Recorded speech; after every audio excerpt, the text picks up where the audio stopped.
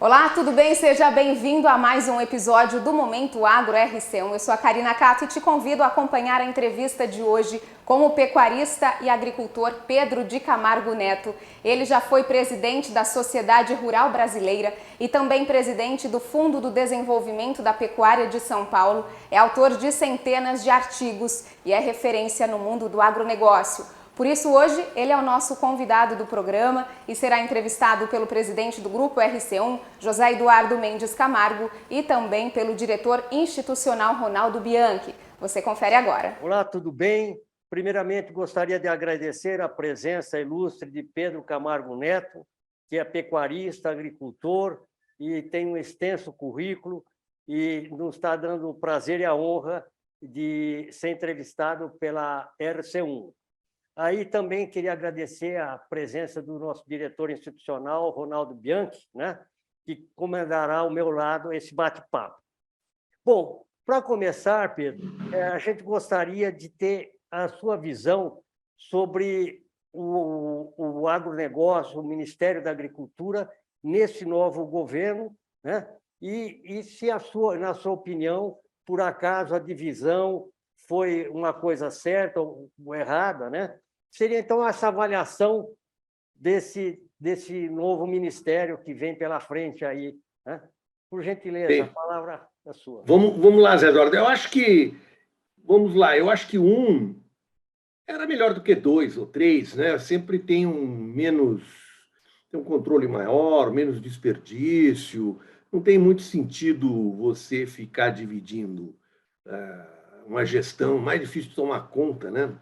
Agora, a gente esperava que nós tínhamos um por 4 anos, né? Na verdade, já fazia muitos anos que eram dois, e a pesca também foi ministério. Então, voltamos ao passado, né? Era até esperado, porque na gestão do presidente Lula anterior eram dois, né? Três. Então, eu acho que ele quis retornar ao que ele era. Pois aí o Brasil tem esse semiparlamentarismo, né, que você tem que distribuir esses cargos de ministro para fazer as composições. Então, eu diria que até meio esperado. O que aconteceu é ruim, é trágico, já que não é bom, né? Eu acho que não é extremamente relevante, certo? Eu acho que, bem ou mal, são, vamos dizer assim, pecuária, agricultura, essa nossa, mais moderna, mais tecnificada, aí que cresceu muito mesmo nos últimos anos, ela meio descolou do governo, né? Então ela está relativamente independente, até seu financiamento já é mais privado, não temos mais a política de garantia de preços mínimos no momento que nós passamos a exportar, né? Então estamos integrados no mercado internacional. Então não é que você seja um desastre, né? Pode até ser irrelevante, digamos assim, né? Eu acho que o que a gente ainda depende muito do governo, que é a parte de, vamos dizer, saúde animal, vegetal, está lá com o Ministério da Agricultura, né? Acho que não vai ter, não foi mudada muito. Até mesmo o secretário, que ainda não foi nomeado oficialmente no Diário Oficial, mas é uma figura lá de dentro, não é uma alteração brusca, é uma alteração pequena, quase que um processo. Então, isso aí, que era o que para nós é muito relevante, está mantido, né? Agora, vamos lá, eu acho que daí, vamos aguardar, vamos tocar nossa parte, né? Acho que não vai ser muito afetada. Da deles, porque primeiro já separa, né? Você fala, pô, mas você, nós, eles, não é uma só, né? Lógico que a agricultura é uma só, lógico que dividir não é bom, mas aí, o fato é que existe uma diferença. Nós temos milhões de agricultores, né, que estão quase em subsistência, né? Temos aí milhares de assentamentos de reforma agrária que não se inseriram nas cadeias, né? São separados mesmo, que exigem um tipo de política também diferente. Não que tivessem abandonados, não estavam, até houve avanços importantes, mas se você imaginar, se quiser ser pensamento positivo, eu não sei por que eu até apresento como positivo, porque os indícios não são claros, que sejam positivos, você pode imaginar agora um ministério tratando desses milhões aí que exigem uma política diferenciada, né? Será que é isso que vai ocorrer? O Ministério do Desenvolvimento Agrário, no passado, foi sempre muito a reforma agrária, então, desapropriação, assentamento, aquela polêmica, a invasão de terra, aquilo lá, que era muito negativo, né? Então, agora vai ser diferente? Será que eles evoluíram e agora vão se dedicar a tecnificar, levar tecnologia, inserir na cadeia produtiva? Então, você veja bem, teve a polêmica que permanece aí da Conab, né? A Conab,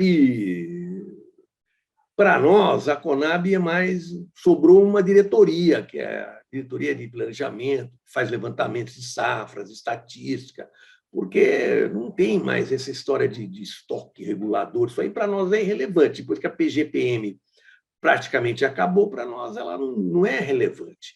Então, eles declaram que eles querem fazer aquisição do pequeno produtor. Vamos ver o que eles fazem. Eu acho que nós temos poucos dias, não dá para avaliar muito, temos discursos de posses ruins, né?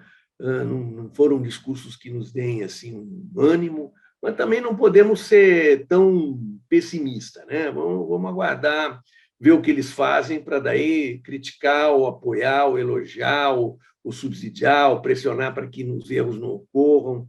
Então, acho que temos muito pouco tempo ainda para poder ter uma opinião definitiva. Camargo, boa tarde. Boa tarde, é um prazer, Ronaldo. Prazer também. Quais são os fatores principais que você apontaria para a gente realmente deslanchar o agro mais ainda? Olha, eu acho que primeiro deslanchou muito, né? Então, quase que é impressionante os números dos últimos 30, 40 anos, 20 anos, né? Você pega os produtos, a soja, o que aconteceu com a soja, milho, né? Eu fui secretário nos últimos 2 anos do governo Fernando Henrique, foi a primeira vez que nós exportamos milho, né? Hoje em dia o Brasil já se tornou um grande exportador de milho e vai crescer ainda mais, né? Eu acho que os desafios que estão aí hoje são principalmente na questão climática ambiental, né? Eu vejo que é um desafio forte tecnológico, né? O clima está mudando, as intempéries estão mudando, e uma maneira de enfrentar isso, que será muito relevante, é com pesquisa, novas variedades, novas tecnologias. Hoje em dia tem muita coisa acontecendo de genética, né? Então, isso acho que é um desafio grande, né? E você teria que estar produzindo essa tecnologia. A tecnologia tropical é do Brasil, né? Não é uma coisa que você importe dos outros, você tem que ter as nossas variedades, e você vê como é possível, né? Você, de uma hora para outra, virou exportador de milho grande, né? E de uma hora para outra, agora, tem muita coisa que pode acontecer, e pode também sofrer pressões. Tem regiões lá na Rússia que eram geladas e hoje passaram a produzir terras muito férteis que eram inviáveis para a agricultura, e com esse aquecimento passaram a ser produzidas, vão ser um concorrente nosso. Então, esse desafio das mudanças climáticas é enorme, né? E tem que ser enfrentado, acho que com pesquisa, com tecnologia. Esse é um desafio. Mais direto, que nos prejudicava, e eu acho que isso é um fato positivo aí do governo Lula, é a questão do desmatamento, né? Porque a gente tinha um problema na Amazônia de desmatamento e de ilegalidade, né? Que não vinha sendo enfrentado como eu entendo que pode ser e precisa ser, e a gente vinha sofrendo muita restrição e ameaça de restrição, né? Em cima da questão do desmatamento. Eu acho que isso aí o governo Lula vai mexer, vai melhorar, até porque estava ruim. Então, qualquer coisa que ele fizer já é melhor. Agora, esse outro lado tecnológico do clima dependerá de como ele mexer na Embrapa, se ele vai mexer na Embrapa visando a modernização, a eficiência, a liberdade de produzir mais, apoio aos pesquisadores, ou se vai ter uma coisa burocrática, meio corporativa, que existe esse risco muito grande. Ela é uma empresa estatal extremamente corporativa que exigiria uma sacudida, que não é Pode ser que ocorra, né? Acho que tem uma percepção hoje clara que eles têm que mexer lá. Vamos ver se eles mexem de maneira positiva. A logística para você, as estradas, a ferrovia, a rodovia, para você, como é que está? Qual a sua avaliação? Veja bem, Ronaldo, se você analisar, eu vejo a grande transformação. Eu que sou idoso, né? Estou acompanhando isso há 40 anos que eu vou a Brasília, né? A grande mudança estrutural, macroeconômica, principal que ocorreu foi em 90 com o governo Collor, né? O governo Collor deu uma sacudida, né? Deu uma sacudida, acabou com o IBC, com o IAA, liberalizou portos, né? Reduziu a alíquota de imposto de importação de agroquímicos, de equipamento, e depois, mais à frente, alguns anos depois, já no Fernando Henrique, nós tivemos uma reforma tributária que favoreceu a agricultura, foi a Lei Candir. Agora, a parte de transporte ficou para trás, né? Não houve lá. Depois, mais para frente, tivemos aí a privatização das ferrovias, que não foi um modelo que tenha dado muito certo. Até hoje eles estão engatinhando, estão melhorando e tal. Agora, vem indo devagar, mas vem indo, né? Já fazem alguns anos que você passou a exportar pelo norte, né? Saída lá pelo Amazonas, saída por Belém, saída para o Maranhão, né?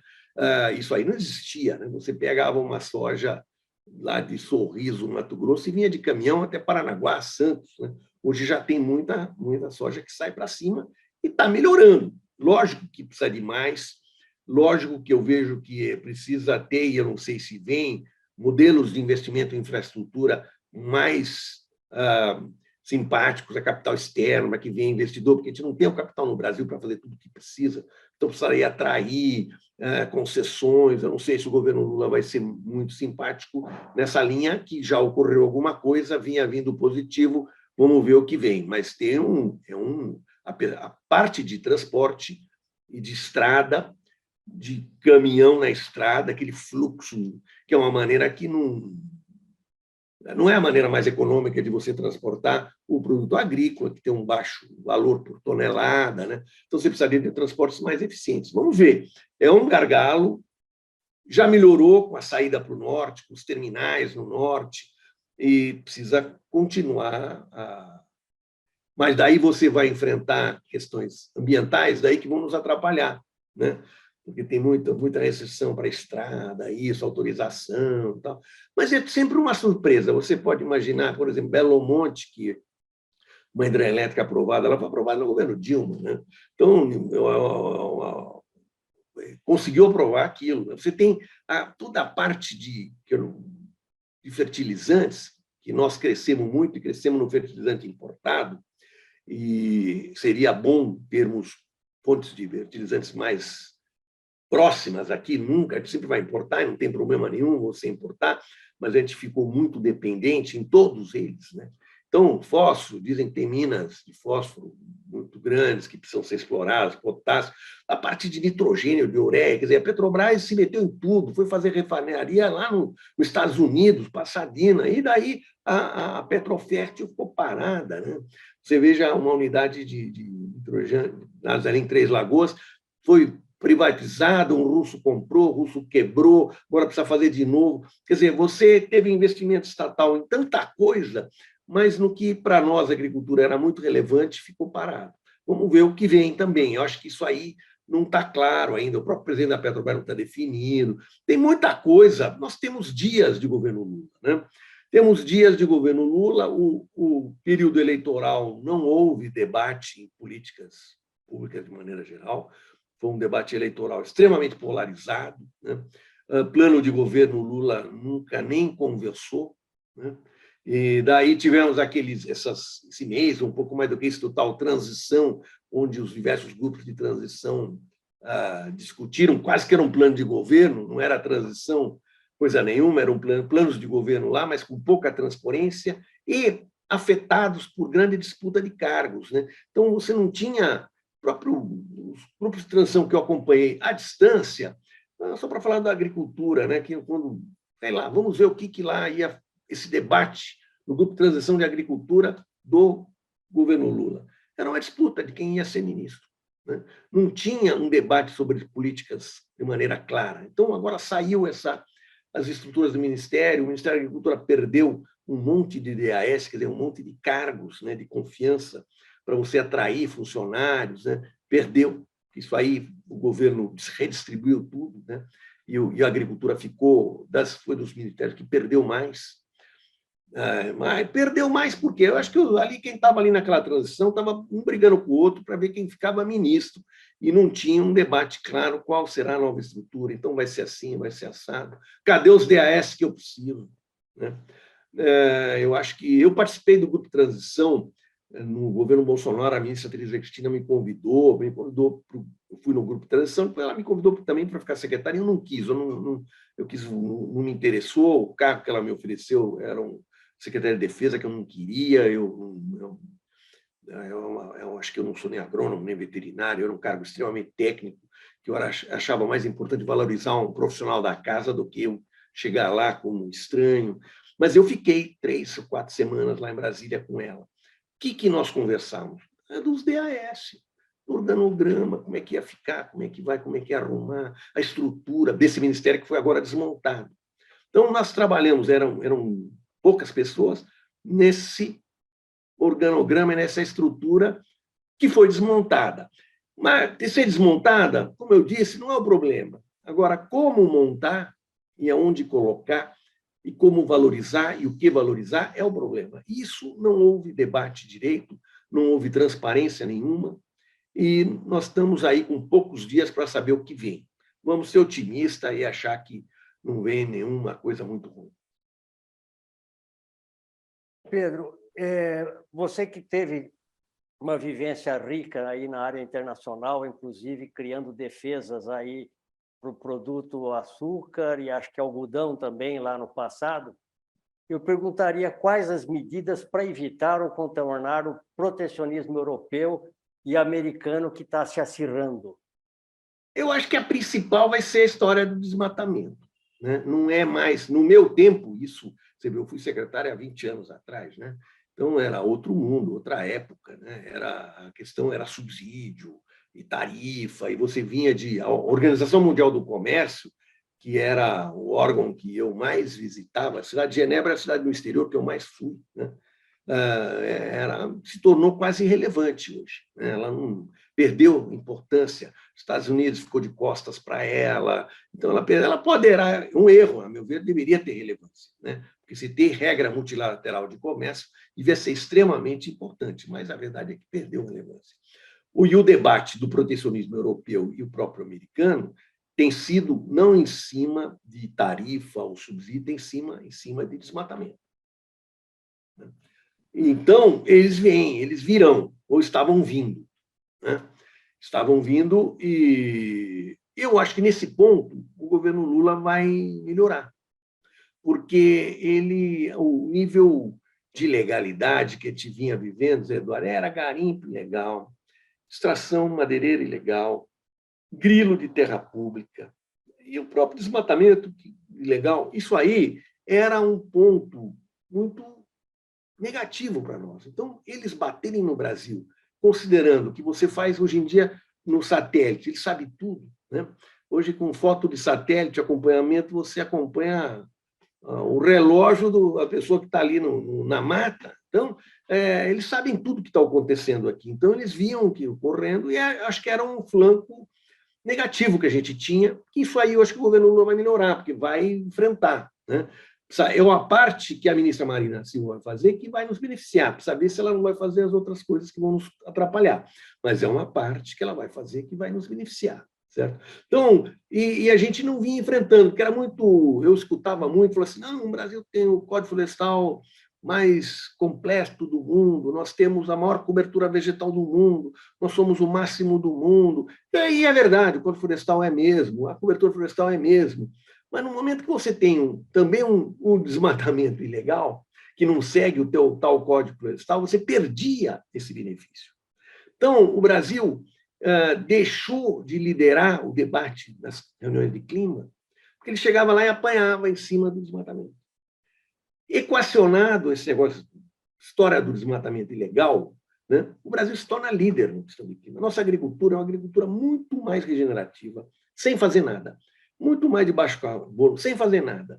E nós temos assim, avançada, com capacidade de absorção de tecnologia, sem fazer nada. Fazendo isso aí, tudo melhora. Então, nós temos tudo para ser líder. O que nos atrapalhava muito é um desmatamento, que é uma questão que eu acho que vai melhorar. Então, vamos ver. Eu acho que o protecionismo, nos últimos tempos que você escutava, era isso. Eu atualmente estou no Conselho de Administração da BRF. A BRF tem uma questão de mercado com a União Europeia que eu acompanhei nos últimos... Pouco tempo que eu estou lá, pouco tempo. Não avançou. 6 meses sem avanço nenhum. O europeu não... É um protecionismo? Mas o europeu sequer sentava com o Brasil. Quer dizer, o ministro da Agricultura não conseguia agendar uma reunião coerente, competente para tratar do tema. Por quê? Desmatamento. Eles falavam assim, sustentabilidade, né? Não, a questão é sustentabilidade. O Brasil vinha e falou assim, eu quero tratar da questão sanitária. E eles falaram, nós vamos tratar da questão sustentabilidade. Na hora que eles falam sustentabilidade, e lá na União Europeia, em Bruxelas, está organizada, a sanidade está junto com a sustentabilidade, e, portanto, com o desmatamento, você não avançou. Não conseguiu agendar sequer uma reunião em 6 meses que tentaram. Eu acho que agora vai sair essa reunião. Entendeu? Então, eu acho que a questão do protecionismo em cima do problema de ilegalidade na Amazônia, nós vamos enfrentar. Já melhorou, só por existir a figura da ministra Marina Silva, que, como eu disse, é uma parte que já melhorou. Precisa ver se ela não vai complicar outras partes. Vamos ser otimistas que ela tenha evoluído, tenha enxergado, tenha visto. Eles já combateram muito o Código Florestal, que está aí com 10 anos e praticamente não foi implantado, começou a implementar há 1 ano. Né? Tem 10, mas faz que começou a rodar. Por quê? Porque eles nunca... Foi um debate no Congresso, um debate extenso no Congresso, uma votação no Congresso. Ele foi aprovado com maioria, né? Não foi aprovado com bancada ruralista, como eu escutei ambientalista falar, foi aprovado com maioria, e uma parte do ambientalismo não aceitava aquilo, judicializou, entrou, ficou 7 anos no Supremo, depois ficou 2 anos aqui no Tribunal de Justiça em São Paulo, faz 1 ano que resolveu. Né? Então, essa questão parece que eles assimilaram, que o que está aí está bom, ou se não for, se não piora para eles, né? Porque aquilo lá, o código foi aprovado, ótimo, que está aí, vamos cumprir, mas não era o sonho de nenhum ruralista, certo? Era o possível.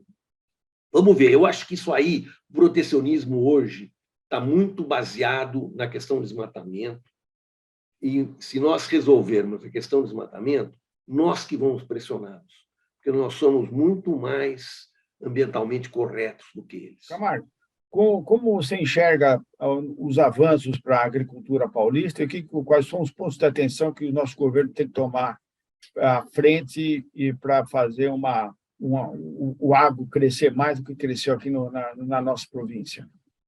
Acho que em São Paulo, Ronaldo, a própria nomeação do secretário Antônio Júlio é visto como positivo. Acho que ele vai dar uma sequência a trabalhos que vinham ocorrendo bem. Acho que o secretário, o deputado Itamar e o secretário sequência, o Francisco Maturro, deram uma transformada, deram um impulso na secretaria. Eu sou otimista que o Antônio Júlio vai continuar naquela linha. Tanto no cadastro ambiental rural, nessa questão ambiental da propriedade, que precisa caminhar.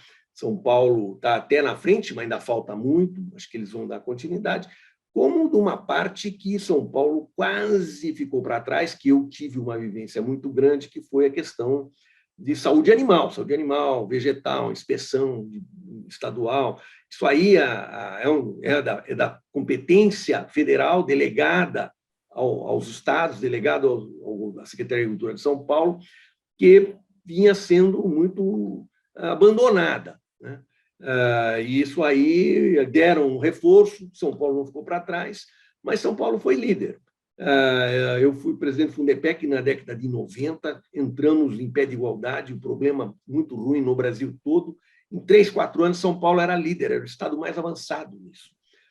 Depois foi perdendo logo. O que nós ganhamos em 4, perdemos em 20. está chegando quase ao limite de São Paulo ser exposto, de ter excluído num circuito pecuário, ficar atrás dos outros estados, de ter uma regra pior do que o resto. Mas, felizmente, houve uma reação e não ficou, e agora São Paulo precisa investir, falta funcionário, não pode aposentar 3 e não contratar nenhum, ou aposentar 4 e contratar 1. Quer dizer, não é que você vai ter o mesmo número de funcionários, eles vão ser menor, hoje tem tecnologia para trabalhar de maneira diferente, mas você tem que ter ali o funcionário público, são questões de saúde pública, de poder de polícia pública, é uma questão pública que precisa ter gente competente, gente atuando, e eu espero que...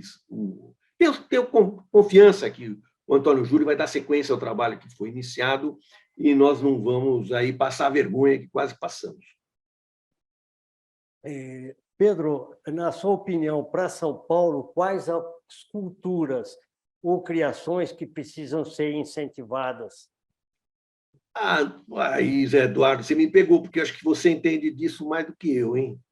Aí você é o professor cobrando do aluno, aí não vai. Eu acho que você vê, tem São Paulo, até falamos aí, precisamos ver até nós uma academia, né? Como não, né? Você tem visto coisas no Brasil que são impressionantes. Tem vinho em São Paulo hoje. Quem podia imaginar? Quer dizer, é verdade que tinha vinho, mas tinha um vinho de baixa qualidade, né? Ali em Valinhos, Jundiaí, né?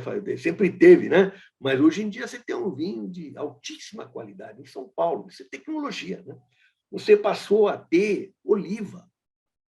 Quem imaginava que ia ter azeite de oliva? Né? Nós temos azeite de oliva em São Paulo, no Brasil e em São Paulo, né?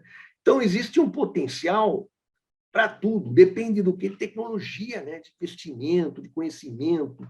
Quer dizer, nós temos as condições climáticas do Brasil são muito favoráveis, a condição de São Paulo é muito favorável para isso tudo, né? Não precisa ser só laranja, cana, né? Boi, a gente tem perdido muito, né? Perdeu espaço de pecuária grande para cana em São Paulo, e é isso aí, faz parte do processo. O boi abre a fronteira, depois vai caminhando para outras coisas.